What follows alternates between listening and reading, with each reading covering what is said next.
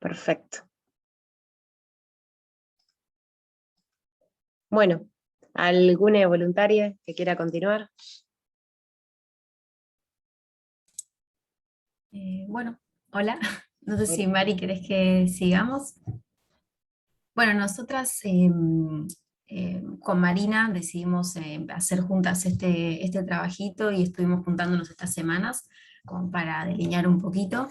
Y más o menos a lo que llegamos, así medio a grandes rasgos, es que nos gustaría por ahí abordar las distintas lógicas que existen, los distintos saberes que hay en torno a lo arqueológico, la materialidad de los lugares arqueológicos, tomando como casos de estudio, poniendo en diálogo nuestros trabajos de investigación que, en el caso de Mari, son la población rural de un valle de altura en el oeste catamarqueño, y en mi caso, los detectoristas de metales en la provincia de Buenos Aires. Y bueno, como tratar de cuestionarnos e indagar sobre las prácticas de recolección y de colección también, los modos o las concepciones que se tiene sobre la conservación y el cuidado de tanto de los objetos como de los mismos lugares. Y bueno, también teniendo en cuenta cómo estas lógicas por ahí son diferentes a lo que se propone desde la academia, desde los investigadores, desde la gestión patrimonial, y bueno, las tensiones que surgen en todos esos procesos. No sé, Mari, si quieres agregar algo más. Sí, pensando también en que estas prácticas siempre han estado, ¿no? Entonces, bueno, es como salir un poco desde la academia y ver todo lo que está sucediendo como paralelamente. Y también eso, como que muchas veces entran en conflicto o tensiones, o muchas veces se pueden habilitar espacios de trabajo también. Está buenísimo, chicas. ¿Y qué autores tenían pensados retomar? ¿O teorías? Sí, esto estuvimos viendo ayer justamente, todavía no tenemos por ahí algo bien delineado, pero Mari había propuesto el texto de Alberti 2016, retomar también a Ñeco, uno también de Curtoni y Paredes Mosquera, que está dentro de un libro que se llama Multivocalidad y activaciones patrimoniales. Y bueno, no me acuerdo cuál otro más, Mari. Sí, porque también está la cuestión de lo que, como las interpretaciones, o sea, no solo lo que se hace con esa materialidad, o por ahí los efectos que pueden tener esa materialidad, en el caso de la gente del Valle, que si bien ellos no están autoidentificados como comunidades indígenas, pero hay un proceso interesante en la región de reemergencias étnicas, sí hay como una cuestión de una matriz o una raíz andina ahí. Entonces, bueno, también empezar a conocer esos otros saberes y también las interpretaciones y conocer esta cuestión, por ejemplo, esta multivocalidad crítica que decía Mica, de que hay otros intereses y otras posiciones, otras polifonías de voces, pero que no necesariamente siempre están en un lugar horizontal. Entonces ir reconociendo todos esos lugares y esas tensiones donde se van poniendo esas voces. Y habíamos estado reviendo también el texto de Villanueva, y veíamos también, ¿no?, que lo nombraban desde la etnografía arqueológica a Jamilakis, y el otro autor, que no me sale el apellido, también desde una etnografía arqueológica, arqueología etnográfica. Bueno, entonces estábamos reviendo esos textos. Está bueno. Sí, sí, Perdón, sí. Jamilakis también trabaja el tema animalidad, Ahí va. para que me acordé. Está muy bueno el tema, Mm. guarda, porque me parece que van a hacer 2 tesis doctorales con eso directamente. O sea, fíjense bien cómo lo pueden recortar, porque por lo que escucho está buenísimo, pero me parece que es súper ambicioso y va a exceder mucho lo que es el marco de un artículo o de una monografía. Yo con lo que les recomiendo, lo que pueden laburar, que me parece interesante y que necesita bastante trabajo, es este concepto de lógica que ustedes mencionaron. O sea, en qué sentido nosotros podemos, digamos, considerar a partir de los diferentes armazones conceptuales que venimos laburando, que cada uno de estos, digamos, grupos de agentes involucrados con la cultura material tienen una lógica diferente. ¿Y qué significa que tengan una lógica diferente? Porque ese es uno también de los temas que que elaboramos bastante, que tiene que ver con esta digamos, indeterminación conceptual que en muchos casos se maneja. Entonces, si ustedes podrían, digamos, se me ocurren como para ordenar un poco las ideas, ¿no? Y no, por ahí digamos, darle una jerarquía y discutir ese punto en particular. O sea, me parece interesante este tema de las lógicas, me parece que está bueno este tema de la violencia epistémica, tomándolo a Nieco, y eso, digamos, un poco jugando también con el tema de la multivocalidad. Recuerden que Nieco la critica la multivocalidad. Entonces, digamos, pueden jugar con eso, y me parece muy interesante también en el caso de ustedes que a esta idea de lógica le sumen la idea de interés, como decía Marina. O sea, en realidad, ¿cuáles son los intereses de estos grupos y estos agentes que en última instancia van a ser lo que van a poner en juego diferentes tipos de interpretaciones? ¿Sí? Y sobre todo pensando en esto de que, bueno, que todas las interpretaciones para las que ustedes están laburando, que son de contextos, digamos, etnográficos, tienen consecuencias concretas en el presente. Entonces, los intereses que están detrás de estas interpretaciones tienen que ver con esas situaciones hermenéuticas particulares que buscan un objetivo concreto en un determinado tiempo y espacio. ¿Se entiende? Entonces yo por ahí jugaría conceptualmente con estas tres cosas, con la idea de evidencia epistémica, con la idea de lógica, con la idea de interés, de situación hermenéutica, y después tomaría por ahí algunos ejemplos de los laburos de ustedes como para ejemplificar y cerrar. Aparte, lo que tiene de lindo que estén laburando juntas es que son contextos completamente diferentes en un sentido. Entonces me parece que está bueno también justamente poner en diálogo ese armazón conceptual con sus dos ejemplos diferentes para ver qué pasa. Por eso le decía que está bueno que por ahí se centre en este tema de la lógica, qué significa que haya diferentes lógicas, para después probarlo cómo funciona a través de los ejemplos de ustedes. Buenísimo, muchas gracias. Perfecto, gracias.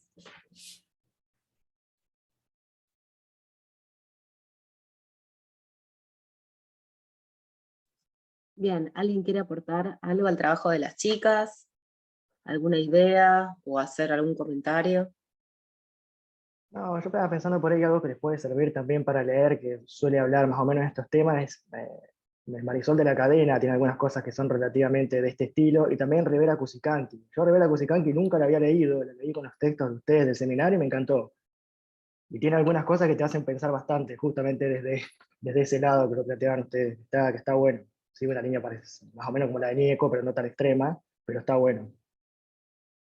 Y los textos están ahí en esa bibliografía, van en la bibliografía del seminario. Gracias. De nada.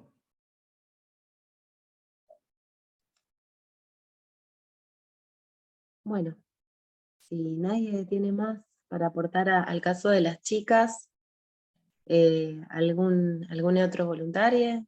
No sé. Vero. Ah, ahí está Ailem. Buenas.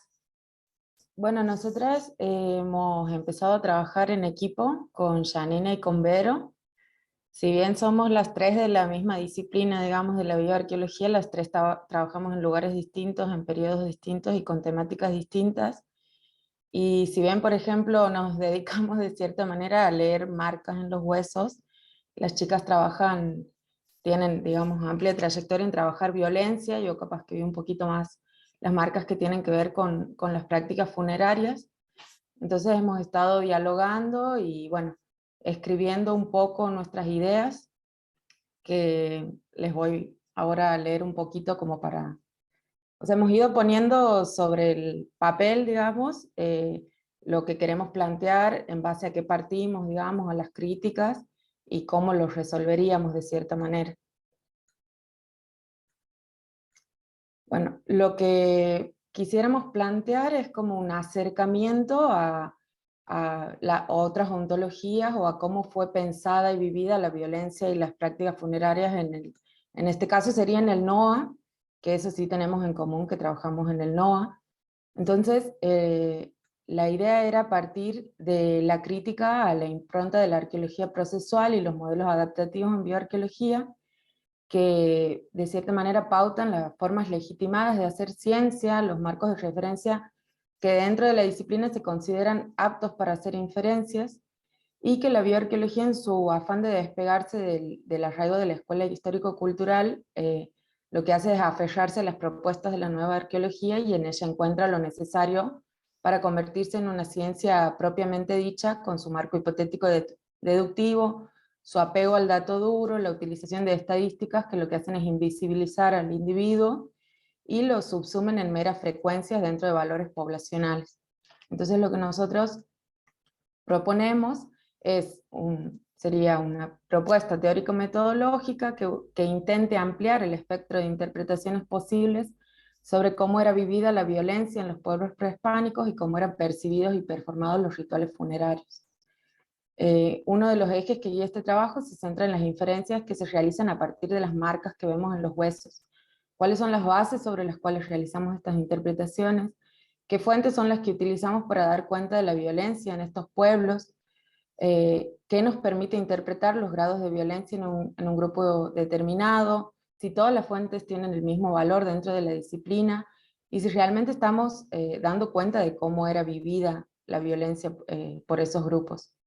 Entonces, para esto consideramos fundamental realizar un acercamiento a otras formas de ver, de percibir y de entender los cuerpos y la violencia que era ejercida sobre ellos desde otras maneras de ser y pensar, desde otras ontologías.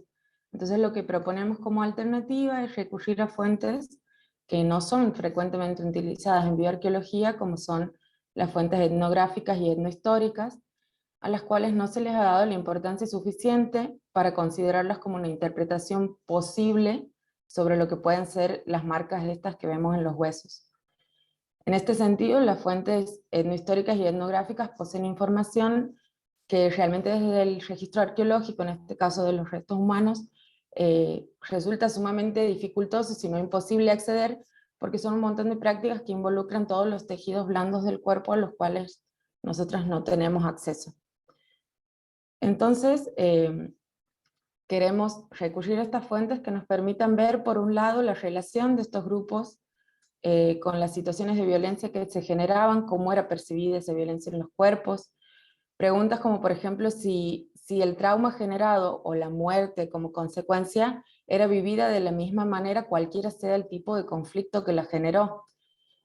También habíamos planteado, y esto era algo que teníamos en diferencia, las prácticas comunes y la violencia, que es algo que todavía no hemos definido si vamos a abarcar los dos temas o uno, pero también, por ejemplo, las marcas que vemos cuando vamos a interpretar prácticas mortuorias, si tenemos en cuenta la diversidad de los tratamientos de los cuerpos que se hacen post-mortem dentro de las distintas formas de concebir la muerte, o a veces nos encasillamos en decir que un entierro es primario o secundario, o directo o en urna, y nos perdemos todo el abanico, todo el espectro de tratamientos a los cuales, como les decía recién, desde el hueso probablemente no podamos acceder. Otra cosa que poníamos en común es que en bioarqueología la forma de estudiar las lesiones traumáticas consideradas producto de la violencia interpersonal se hace a través del recuento de lesiones para la obtención de frecuencias a nivel poblacional. Entonces, este tipo de abordaje interpreta la violencia como hecho biológico y deja de lado el abordaje sobre las vivencias de los individuos frente a estos hechos de violencia y cómo era interpretada. Entonces, pensando, se nos ocurrían varios interrogantes, como por ejemplo, si la violencia en los grupos era controlada como parte de ciertos rituales o prácticas que la involucren, si había normas preestablecidas por cada sociedad, si la muerte dentro de estas prácticas que involucraban violencias estaba contemplada o era algo que se debía evitar, qué sucedía con la persona que moría, qué sucedía con la persona que mataba, qué sucedía con la persona que quedaba herida, se quedaba del grupo, se tenía que ir, era asistida por alguien en particular, por el grupo familiar.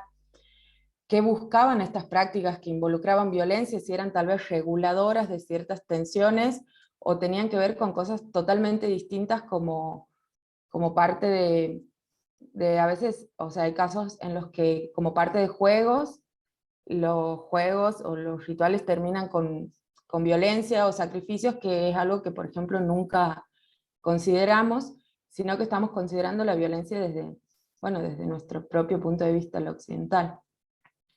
Entonces, pensábamos que si bien hay investigadoras que se cuestionan e incorporan el conocimiento de otras fuentes, a la hora de ponerlo sobre la mesa, no es legitimado de la misma manera, o no se lo considera como oficial, sino que estas fuentes son puestas como al final de los trabajos, o como que capaz que casi se los terminan contando como anécdota lo que leímos en algunos documentos, o en casos etnográficos, o en casos actuales. Entonces, a ver, se las terminan considerando como auxiliares y muchas veces ni siquiera se las involucran en los trabajos, digamos, por esta cuestión de realmente de pensar en la subjetividad de quien escribe, cuando no se pone sobre la mesa la subjetividad propia también. Y bueno, para terminar, decíamos que esto de no darle el valor a estas fuentes, lo que termina haciendo es que dentro de la arqueología nos terminemos tirando o relegando a las temáticas tal vez más trabajadas, más confiables, de los datos más duros. Entonces, que todas estas otras temáticas no estudiadas terminan convirtiéndose como es como un ciclo en el que no los vamos a estudiar porque nadie lo estudia, porque no hay antecedentes, que entonces terminamos no abarcando un montón de temas que involucran el cuerpo bueno, y todo lo que tiene que ver con ello. No sé si se me pasó algo, capaz, pero o Yani quieren aportar. No, está bien, No, esa era la perfecto. idea, sí. Bueno, también me parece que está buenísimo el tema, pero es súper amplio. Es súper Muchas amplio. preguntas que me quedo pensando cómo van a hacer está bien que las planteen en el trabajo, pero quizá elegir un par de ejes de todos los que plantean para Sí, poder... eso es algo que todavía estamos, como que fue una lluvia de ideas, de cosas, y todavía estamos en el tema de si abordamos la violencia y las prácticas mortuorias o solo uno, que nos parecía que iba a ser más posible enfocarnos en uno solo, que los dos era abrirnos demasiado. Y después todas esas listas de preguntas fueron surgiendo y no las queríamos sacar, sino queríamos como dejarlas y continuar el trabajo y ver por dónde va yendo. Esto que yo te decía al principio, Lau, que empezamos a escribir y a charlar y empezaron a surgir cosas que antes no habíamos pensado. Entonces la idea era como arrancar con todo lo posible y después ir viendo para dónde. Está Sí, buenísimo, ¿no? Está buenísimo. Y se nota, o sea, a mí lo que me gusta de este trabajo, y también que lo hayan escrito de esa forma, ¿no? Que se nota que hubo un diálogo entre las tres, un intercambio. Son tres bioarqueólogas que están pensando juntas, y eso tiene un valor. Esto que mencionaba al principio Ailem, lo de la propuesta teórico-metodológica, me parece que sí, de acá puede surgir un aporte que está bueno, ¿no? Porque es como dicen, se trabaja muy poco en el área de ustedes este tema, y ahí me parece que está la riqueza, que estén las tres pensando esto. Y por ahí esto, enfocarlo un poco más. Está bueno que queden las preguntas, como decís, Vero, para ver hacia dónde va finalmente el trabajo, pero bueno, por ahí acotarlo un cachito les va a ayudar a no abrirse tanto, porque no lo van a poder cerrar, me parece. sí, a mí También es válido que quede igual abierto, no sé, pero por ahí es más fácil. sí, a mí lo que se me ocurre, que por ahí como cuando uno empieza a pensar estas cosas y se da cuenta que tiene un montón de preguntas, a veces lo que está bueno es como dar un paso más atrás. Me parece que lo que les está pasando a ustedes, y que por ahí tiene más que ver con esta idea del giro ontológico, es que lo que están necesitando es una definición de humanidad. O sea, así como Walter está laburando con el tema de la animalidad, me parece que un buen eje para que ustedes encaucen todas estas preguntas es preguntarse qué significa ser humano en el NOA, no sé, en el abanico temporal que ustedes están trabajando. Entonces, fíjense si ustedes laburan con esta definición de humanidad, que tranquilamente la pueden buscar en las fuentes. Pero, José, ¿humano o persona? Humanidad, Humanidad. humanidad, personalidad, todo eso va a venir, digamos, Ah, de la mano, me parece. puede Pero ser la sobre persa también. porque, a ver, Y hablando perdón, si retoman a Fowler con el tema de la personhood, ahí sí entraría fractalidad, que en bioarqueología lo trabaja Lozada, Cecilia Lozada, que tienen un texto de ella, creo, no sé si estaba en obligatoria o complementaria, pero bueno, ella trabaja en los Andes con el tema de esto de las particiones de los cuerpos y demás, está bueno para por eso, revisar. pero por ahí yo no me iría tanto a este tema de la personalidad y demás, porque también, digamos, sí es un tema que viene asociado, sí es un tema que, digamos, se cae cae directamente en consecuencia de la pregunta por lo que significa ser humano en este momento. Yo lo pensaría, por ahí para llevarlo un poco más hacia los intereses de ustedes, lo pensaría más bien en torno a esto. Primero, ¿qué significa ser humano, humana? Y qué significa, en función de esa definición de humanidad, qué significa la violencia. O sea, cómo se puede vivir, cómo se puede interpretar la idea de violencia a partir de un régimen ontológico de humanidad diferente del nuestro. Porque un poco en función de lo que decía él, me quedé pensando, bueno, sí, o sea, no sé, estoy pensando en contextos por ahí más peruanos, que yo, por ejemplo, en Nazca, en Moche, que tenemos esta ceremonia donde directamente descuartizan gente. Entonces, si nosotros lo pensamos de nuestra idea de humanidad, va a ser una práctica violenta, pero si lo pensamos de otra idea de humanidad, no necesariamente. Tampoco caigamos en el hiperrelativismo de terminar justificando cualquier cosa, entonces un poco el límite es ese, pero me parece que la idea de violencia también es una idea muy, muy construida en función de una idea de humanidad determinada. O sea, este tema de, no sé, pensar en nuestro cuerpo como un completo, como algo entero, que si te falta un miembro de su cuerpo, digamos, que no está pleno. Bueno, todo ese tipo de preguntas. Yo lo llevaría más para ese lado de una idea de humanidad en el periodo que están hablando ustedes, y a partir de esa idea de humanidad, ver qué pasa con este tema de la violencia y qué pasa también con el mortuorio, porque pueden ser dos instancias distintas donde ustedes estén evaluando esta idea de humanidad. Porque una tiene que ver con esto, la violencia claramente va a tener que ver con la idea de qué significa ser humano, tener un cuerpo y demás, mientras que la idea de los rituales funerarios va a tener que ver con qué pasa, cómo son esas transiciones, esos ritos de pasaje ante este tipo de humanidad. Nosotros pensamos, no sé, en todo el tema de la ancestralidad en los Andes, por ejemplo. En realidad eso nos está hablando de un tipo de humanidad que no termina con la muerte, sino que cambia de estado, por ejemplo, en la muerte. Porque bueno, los ancestros siguen estando presentes, en otra forma, con otra materialidad. Entonces yo por ahí, ya que están embaladas en la cuestión de la discusión, yo lo tomaría como que ese sea el foco del laburo. El tema de, bueno, pensar lo humano desde la bioarqueología, en el NOA, en ese momento determinado. Entonces ahí me parece que por ahí van a encontrar varias puntas que les van a terminar abriendo más el panorama todavía de lo que ustedes estaban pensando.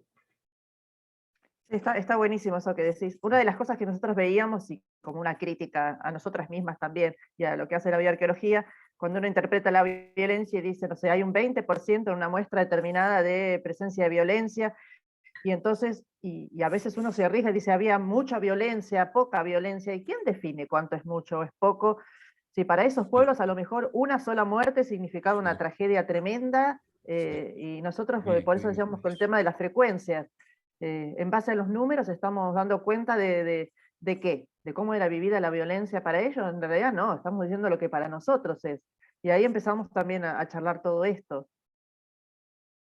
Sí, piensen que la idea de vida y muerte que tenemos nosotros es muy judeocristiana.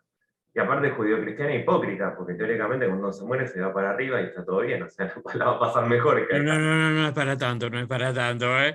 No es para tanto, podemos discutirlo, ¿eh? Epa. Qué lindo tema ese, qué lindo tema, el tema de la inmortalidad y el sujeto, ¿no? Sí, exactamente, pero bueno, a mí, digamos, es cierto lo que ustedes dicen y me parece que está bueno que hagan este mea culpa de que lamentablemente la bioarqueología, siendo uno para mí de los campos más interesantes de la arqueología, porque están trabajando directamente con la corporalidad del pasado, pero lamentablemente en lo que es arqueología argentina tiene un sesgo muy positivista, muy positivista. Y al punto en el cual, digamos, realmente tienen herramientas para interpretar un montón de cosas, pero el campo está tan cortado y tan llevado para ese lado que terminan siendo laburos meramente descriptivos, donde no se ponen en cuestión las categorías. Así que realmente celebro que se hayan juntado a las tres y hayan empezado a pensar estas cosas. Pero bueno, yo lo encararía más por ese lado, porque eso, digamos, pensarlo a este nivel teórico un poco más grande, les va a servir a ustedes de base para el día de mañana seguir discutiendo las demás cosas. O sea, muchas veces cuando uno se enfrenta con un problema de tanta magnitud, lo que tiene que ir haciendo es pensándolo de manera paulatina. O sea, pensar, bueno, o sea, yo puedo elaborar ahora este tema, ¿qué significa la humanidad? ¿Sí? Saco un artículo sobre eso. El día de mañana, sobre esta base de humanidad que yo ya elaboré y ya publiqué, puedo sacar un artículo sobre, no sé, ¿qué significa la violencia? El día de mañana puedo sacar un artículo sobre, bueno, ¿qué significa la muerte teniendo en cuenta lo que ya laburé sobre la violencia y sobre la humanidad. Entonces, digamos, esta cosa de pensar las cosas de manera procesual, en el sentido de que es un proceso, y sobre todo cuando uno quiere trabajar con estas categorías que están tan arraigadas, no me parece una mala manera de encarar las cosas, eso, como ir seccionando un poco el tema, laburando, yendo de lo más general a lo más particular, y de a poquito ir sentando ustedes mismas las bases para su mismo laburo. Muy bueno. Otra cosa que me había quedado en base a los aportes y eso, es que sí, lo hemos planteado también como algo abierto, o sea, para nada queremos resolver las preguntas, sino yo creo que lo valioso de poner sobre la mesa todas esas preguntas nos hace pensar todo lo que estamos dejando de lado, o sea, todo lo que no estamos viendo, a lo cual aspiramos a empezar a pensar, pero sí, totalmente, que es un trabajo que empieza a remover y que sí no busca que sea cerrado, digamos, ni resolverlo todo, obviamente, en esta monografía o artículo. No, incluso pensábamos en dejar como algo abierto, que esto sea como un puntapié que nos permita seguir pensando y trabajando. Ahí les compartí el link directo al texto que les decía de Anatomías Indígenas, se llama así el título, está en Andean Anthologies y es el capítulo de Cecilia Lozada que se hace estas mismas preguntas a partir de la disección de los cuerpos y demás. Yo creo que les va a servir. Y bueno, para mí, un buen laburo arqueológico es un laburo que abre más preguntas de las que cierra. Así que para mí van por el camino adecuado. O sea, si cerramos todo lo que nos proponemos, en realidad no sé qué estamos haciendo. Y tampoco les creería. Así que la idea es generar mejores preguntas y más interesantes, me parece. Gracias. Bueno, igual, de todas maneras, si quieren ir charlando parcialmente las cosas, escríbanos y vamos charlando, no hace falta digamos, que lleguemos. La idea es tratar de hacer ya vamos a ver si ponemos alguna fecha tentativa para hacer un próximo encuentro con las cosas un poco más cerradas, y ya ahí nosotros vamos a averiguar el tema de la publicación y demás cuestiones. Pero si en el medio necesitan juntarse, charlar, tiramos un mensaje, los que puedan se conectarán y lo charlamos. Me parece que está bueno también estas instancias de construcción más colectiva de las cosas.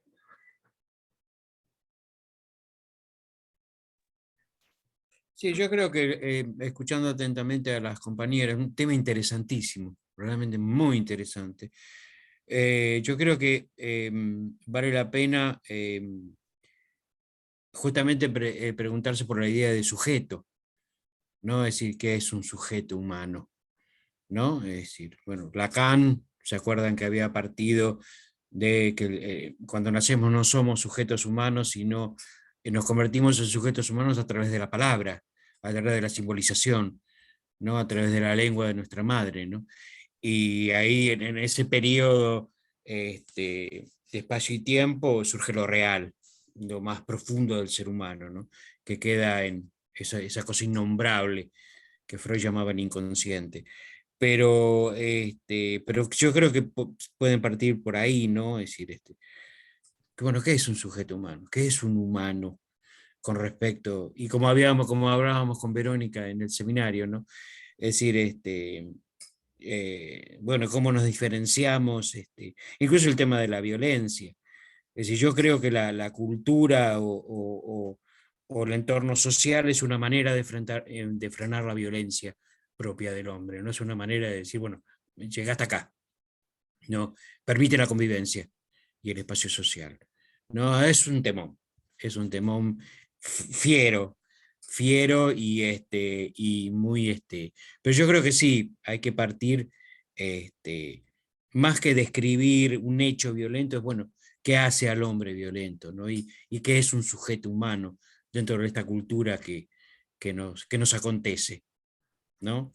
Sí, sobre todo por ahí pensando esto que decís, Walter, en tener bastante claro también qué significa ser un sujeto para nosotros y nosotras aquí y ahora. Exacto. Entonces, en función de eso, como empezar a deconstruir y bueno, Claro. empezar también a tener esa medida, esas señales de alerta de honestidad académica, decir, no, acá estoy proyectando una idea de sujeto, una idea de violencia, una idea de muerte, que posiblemente no sea la del contexto. A ver, nosotros siempre partimos de la base que trabajamos desde aquí y ahora y nunca vamos a poder saber realmente cómo consideraban la humanidad los tipos, no sé, en el PDR2, en la quebrada Mahuaca. Pero sí podemos buscar interpretaciones que sean un poco más interesantes que directamente transportar nuestra idea cartesiana del sujeto. Y eso para mí ya suma un montón. Pero bueno, también me parece que una de las cosas que está buena que todos pensemos, ¿no?, en función de esto que estamos haciendo, es eso, que también ese diálogo con la alteridad, esto bien antropológico, justamente nos lleve a nosotros también a cuestionar nuestras propias categorías, y cómo de manera, esto que decían las chicas, un poco por una cuestión de hasta de campo disciplinar, digamos, del campo académico en el sentido de Bourdieu, digamos, hay ciertas formas de entender ciertos conceptos que están legitimados y otras no. Entonces uno por ahí, esto que decían de que uno termina, de que terminás como circulando siempre sobre los mismos temas, las mismas cuestiones, porque hay cosas de las que se dan y cosas de las que no. Bueno, eso es muy interesante. Y es muy interesante pensarlo de estos lugares, ¿no? Lo necesario es bajarlo André Gide decía, lo inmortal no tiene olor, ¿no? Es decir, esas abstracciones que algunas veces hacemos y nos quedamos haciendo círculos arriba, y somos hombres y vivimos en un contexto, necesitamos bajarlo, ¿no? Bajarlo y entenderlo. La muerte no es la misma en todos lados, entonces, justamente como decís vos, ¿no? Por eso hablar de la muerte o de la violencia, no, hay que verlo en el plano social. Bueno, ¿qué significa el sujeto humano dentro de una determinada comunidad? Y eso también, digamos, va a abrir la puerta, porque uno no puede pensar lo humano como algo, digamos, aislado. Claro, claro. Entonces, eso también les va a llevar a ustedes de alguna manera a pensar en lo humano, en lo animal, en el mundo material. O sea, de manera, digamos, no hace falta, obviamente, si hacen eso se van a pegar un tiro, pero digo, como preguntas subsidiarias que van a surgir y van a aparecer, cuando uno define algo, significa que está redefiniendo por la negativa el resto de las cosas del universo. Entonces también esta idea de lo relacional está bueno tenerla como de fondo, porque también va a ir para ese lado la cuestión. Pero bueno, muy, muy, muy interesante, chicas. La verdad que muy bueno. Bueno, me alegro que les haya servido el seminario para meterse con eso, que me parece que es súper necesario en el campo de ustedes. Nos quedan 5 minutos, ¿hacemos una entrada y salida de nuevo? Disculpan, pero vamos a tener que hacer eso. Dale. Ahí no.